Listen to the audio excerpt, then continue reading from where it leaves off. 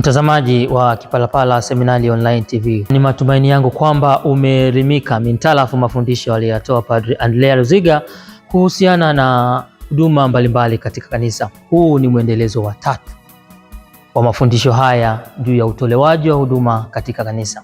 Karibu uwe pamoja nasi. Hitimisho. Ninapenda kuhitimisha kwa kusema kwamba fundisho hili kwa kuasa wa seminaristi katika ngazi mbalimbali, tukianzia katika seminari yetu kuu hapa ya Mtakatifu Paulo Kipalapala, kwamba ni vizuri kuona umuhimu na uzuri wa huduma hizo zinazowaandaa katika safari yao ya kumtumikia Mungu katika daraja ya upadri.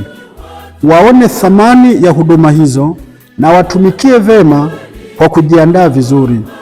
Waepuke mazoea, kwani mazoea yanaweza kujenga tabia nzuri au tabia mbaya.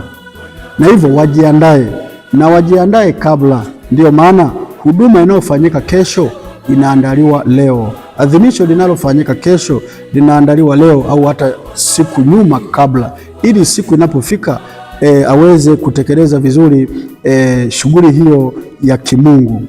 Haya ndiyo kanisa linayaeleza kupitia hati ya liturujia Sacrosanctum Concilium namba 29 juu ya huduma mbalimbali, ikisema hivi: watumishi wa altare, wasomaji, wenye kueleza ibada na wanakwaya wote wanatekeleza huduma kweli ya kiliturujia.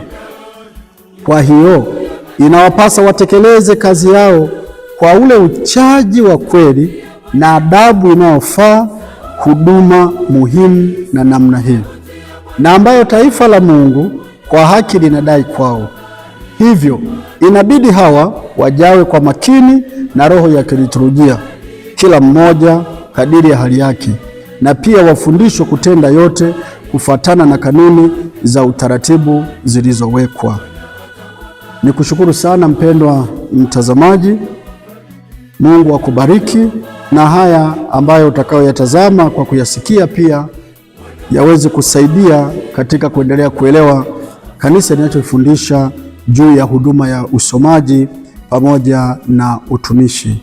Asante sana na Mungu akubariki. Mtazamaji wa Kipalapala Seminari Online TV, tunafarijika kwamba uko nasi mpaka sasa.